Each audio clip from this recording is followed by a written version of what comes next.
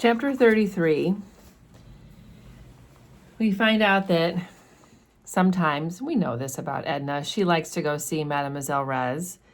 And this particular time that she goes, she finds that Mademoiselle Reisz is not at her home, that she opens the door, or she knocks on the door and no one answers. And because she knows where the key is, she's able to let herself in.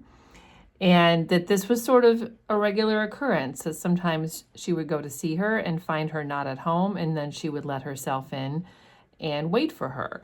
So this particular day, she does that, and she sits and she waits. And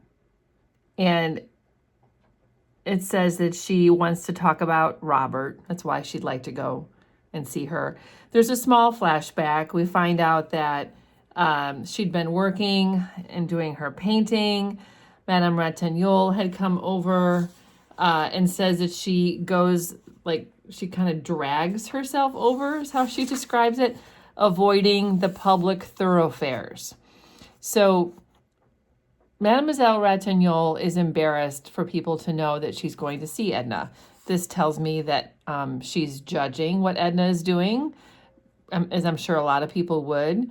And she also complains to her that Edna has been neglecting her, that she's not coming to see her. So, her friend didn't come to her dinner party, said she was sick, sneaks over to see her so nobody will know that she's there, and then scolds her for not visiting her. I don't know, it just seems a little bit like girl drama to me. She pretends like she's interested in the dinner party. Oh, I want to hear all about it. Monsieur Ratignolle left so early, which is kind of a dig, like must have been a great party for him to leave at 10, kind of sarcastic. Everything was so good. And so this all seems very fake to me, just reading it. Then she says that she seems like a child to her. Madame Ratignolle says, "In some way you seem to me like a child, Edna." I mean, I feel like sometimes when we have quote tests, these are the kind of quotes that pop up. It's a judgy thing for her to say. "You seem to act without a certain amount of reflection, which is necessary in this life." So instead of seeing her as a woman who's being independent, who's, casting off sort of the expectations of society, she sees her as being foolish. This is the reason I want to say you mustn't mind if I advise you to be a little careful while you are living here alone. Why don't you have someone come and stay with you? Wouldn't Mademoiselle Reisz come? So this is a legitimate concern. She's a woman living by herself. Women didn't do this in those days. She's a little worried that, perhaps she might be vulnerable there.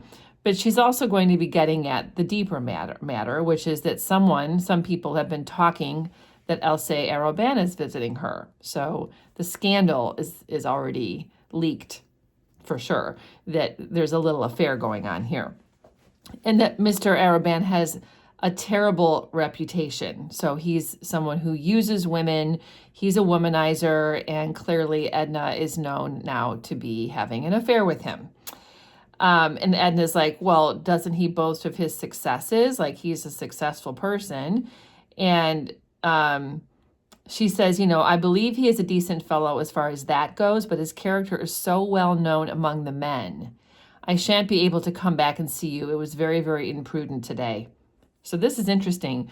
She's telling her the men know that he's a womanizer. So he's one of those guys who talks about his female conquests and is judged as, not a classy guy. And so because everyone knows that Edna's carrying on with him, her friends are going to want to avoid her. And so Madame Ratignolle is avoiding association with her. She's like, I shouldn't have come, but I did a favor by coming to see you.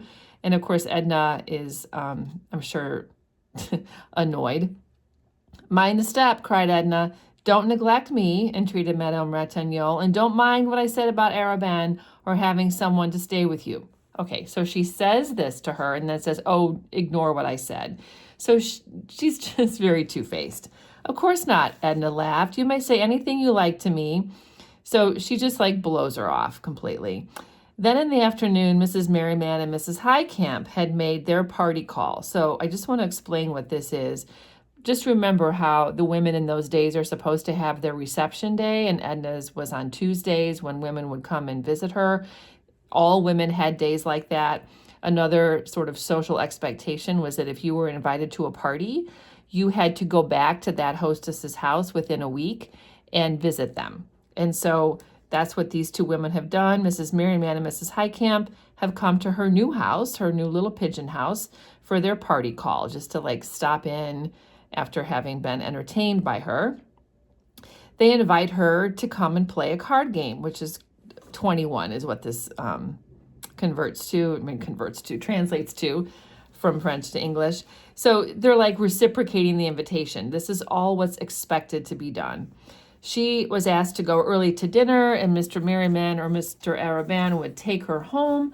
Edna accepted in a half-hearted way. So like she realizes she's supposed to sort of keep up these social appearances, but she's not really interested. Mrs. Highcamp and Mrs. Merriman are boring. She doesn't like those people very much.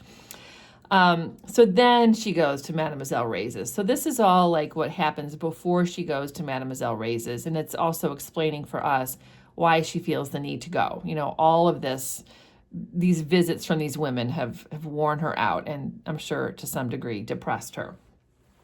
So there she sits waiting for her, and kind of trying to relax. Edna sits at the window, which looks out over the housetops, the window frame. She's looking at the roses and the river, and then she goes over to the piano and she starts to sort of play around, look at the music and try to play it. And then someone knocks at the door, and she just, you know, says, "Oh, come in," you know, assuming it's somebody else just coming to visit her, maybe someone in the building. But this time it was Robert. Robert is there. And she says, "Why, Robert?" I mean, she's just overcome. He comes and clasps her hand without knowing what he's saying or doing. He says, "Mrs. Pontellier, how do you happen to be here?" Like, he's just as surprised to see her as she is to see him.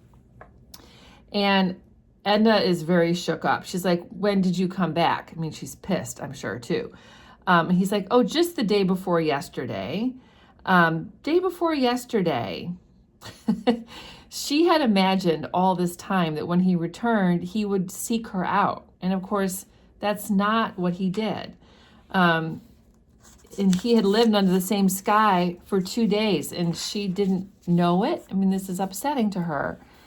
So she thinks to herself, Mademoiselle must have lied when she said that he loved her, because if he loved her, wouldn't he have found her?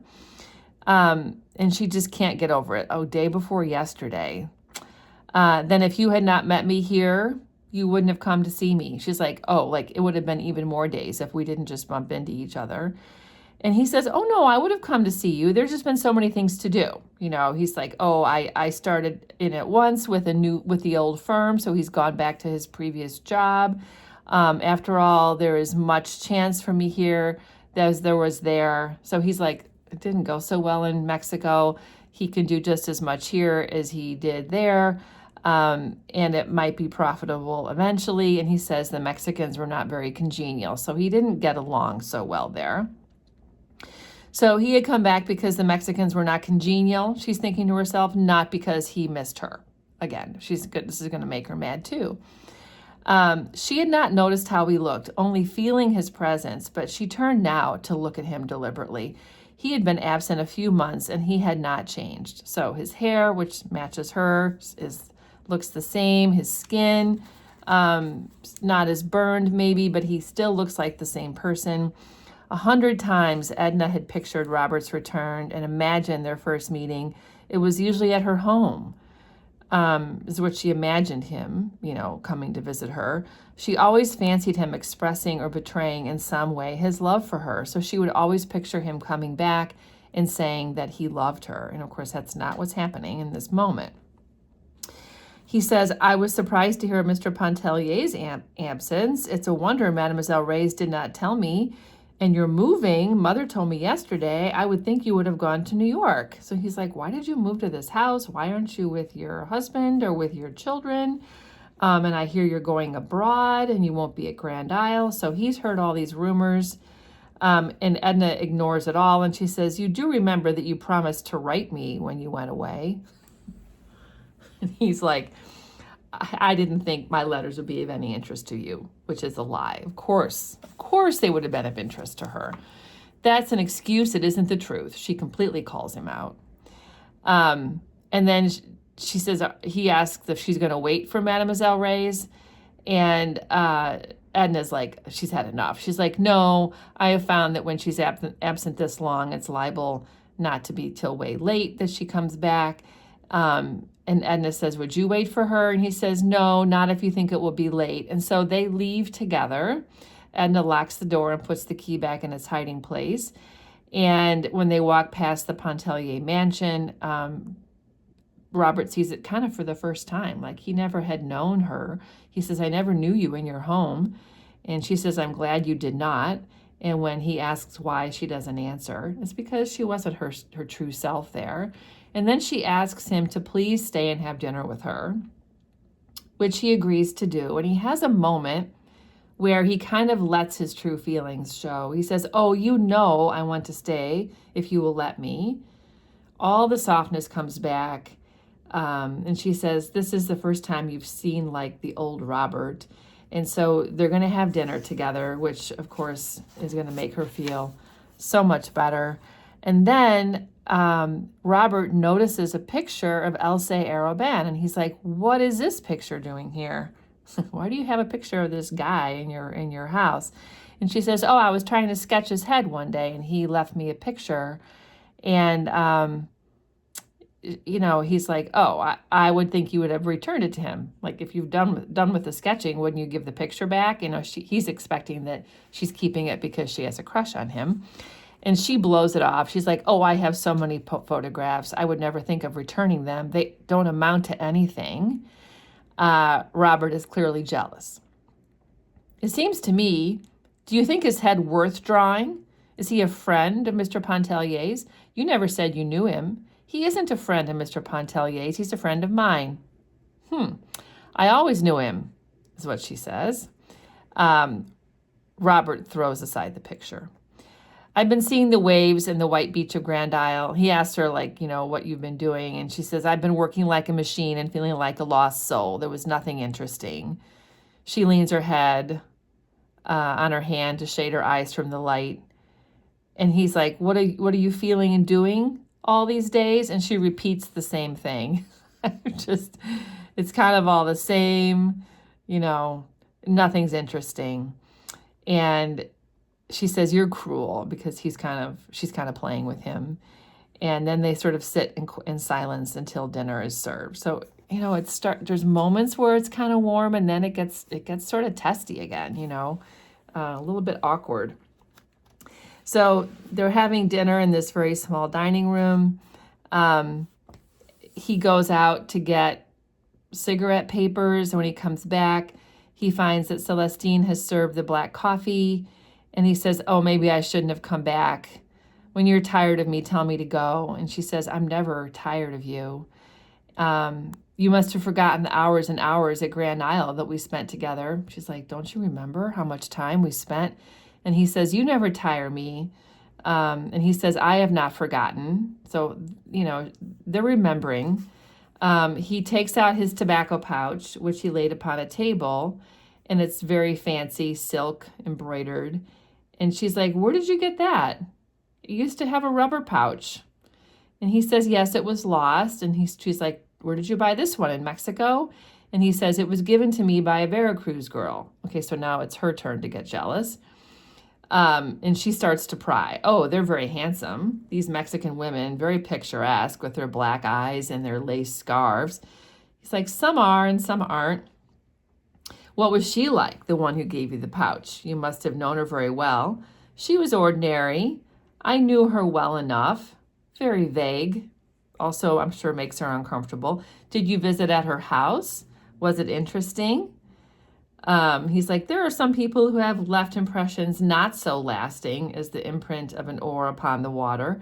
Was she such one? It would be ungenerous for me to admit that she was of that order. So he's like, being so obtuse, like, some people I like and some people I don't. And, I knew her well enough and liked her well enough. Very, very vague.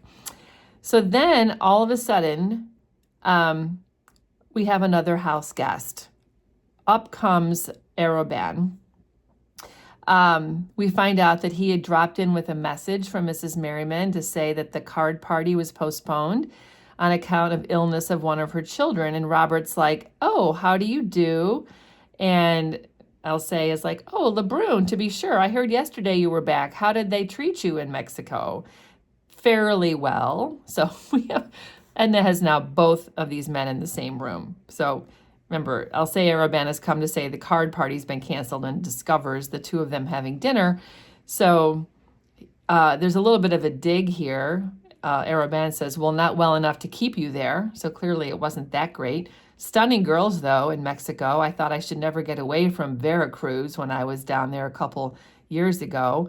And Edna jumps right in because she just saw that fancy tobacco pouch. She said, oh, did they embroider slippers in tobacco pouches for you? Oh, no, he says, I didn't get so deep in their regard. I fear they made more impression on me than I made on them. Like, they didn't have the interest in me. Then you were less fortunate than Robert. So she's continuing to give Robert digs about having had some interaction with a Mexican girl. I'm always less fortunate than Robert. Has he been imparting tender confidences? So Else Arobin knows enough to be jealous of Robert too. And Robert's like, I got to get out of here. I've been imposing myself long enough, said Robert. And then he says, give my regards to Mr. Pontellier. And he shakes hands with Arobin and leaves. So now Arobin and Edna are alone. Nice fellow. I never heard you speak of him. Didn't know you were friends. And she's like, oh, I knew him on Grand Isle. Here's that photograph. So she hands him back the photograph that Robert had found. And he's like, I don't want it. Throw it away. So they're both pretty cranky here. And she says, I'm not going to go to the Merrimans. If you see her, tell her so, but perhaps I better write. I think I shall write now and say that I'm sorry your child is sick and tell her not to count on me. It would be a good scheme. I don't blame you, stupid lot. So she's going to use this sick child to get out of having to go to her home. So Edna opens the blotter and starts to write a letter. They have some basic logistic conversations like, what is the date? You know, can you mail this on your way out? He's reading the newspaper. And then he just kind of has an outburst like, what do you want to do? Do you want to go for a walk or something? Want to go for a drive? She's like, no, I don't want to do anything. You go away and amuse yourself. Don't stay. So she's not interested in an evening with him. And then he turns it on, you know, I'll go away if I must. You know that I only live when I am near you. He stands up to give her a good night. You know, as I said before, I don't think I ever came so near meeting it. He answers, there were no warm lights in her eyes, only a dreamy, absent look. He says, good night, I adore you, sleep well. He kissed her hand and went away. So, you know, he can really get her to melt around him. She stayed alone in a kind of reverie, a sort of stupor. Step by step, she lived over every instant of the time she'd been with Robert after he had entered Mademoiselle Reisz's door. She recalled his words, his looks. And then she thinks about that Mexican girl, and she's so jealous. And she wonders when he'll come back. He said he would not come back. So she's so worried that, you know, she's not going to see him again. So the next morning was a nice sunny day. It gives her some hope. She remembers what Mademoiselle Reisz said about, oh, he loves you. And she imagines Robert coming back to see her again and how lovely that would be. Edna eats her breakfast only half dressed. So, you know, she's living by herself. She's really bucking the system here. She's not dressing for the day like most women would. She's taking her time. She gets a letter from Raoul. She also gets a letter from her husband saying he hoped to be back early in March and then they would get ready to go abroad. She also gets a letter from Arobin. I'm thinking the letters come quickly. That was written at midnight from the club. So when she sent him away, he went to the club and then he wrote her a note saying that, you know, he hoped she slept well and how devoted he still is to her. All of these letters were pleasing to her. She answered the children in a cheerful frame of mind. She answered her husband with friendly evasiveness, not with any fixed design to mislead him, only because all sense of reality had gone out of her life. Arobin she does not reply to, so she leaves him hanging. She works on her painting, but not with any spirit. She saw no one but a picture dealer who asked her if it were true that she was going abroad to study in Paris. So I would assume no, that's not true. But this is interesting to me. People are buying her art. So a dealer comes, asks her, if she's going to be studying abroad. Robert did not come that day. That disappoints her. He did not come the next day or the next day. Each morning she awoke with hope, and each night she was prey to despondency, which is apathetic, depressed. She's just sort of void, she just feels nothing. She was tempted to seek him out, like she just wants to see him, but far from yielding to the impulse, she avoided any occasion that might throw her in his way. Like she doesn't want to be that desperate. She did not go to Mademoiselle Reisz's nor past Madame Lebrun's, as she might have done if he had still been in Mexico. Then Arobin shows up again. He decides to take her for a drive, and she goes. His horses were full of energy. They go for a long ride. When they come back, they ate and they drank. And then when they got to Edna's little dining room, it was late when he left her. It was getting to be more than a passing whim when Arobin would come to see her and be with her. He had detected the latent sensuality which unfolded under his delicate sense of her nature's requirements, like a torrid, sensitive blossom. So he's really playing with her now. Like he knows he can manipulate her into being intimate, into wanting him. There was no despondency when she fell asleep. So being with him got rid of that feeling of just being super depressed. But there's also not hope either when she wakes up in the morning. So she feels kind of neutral.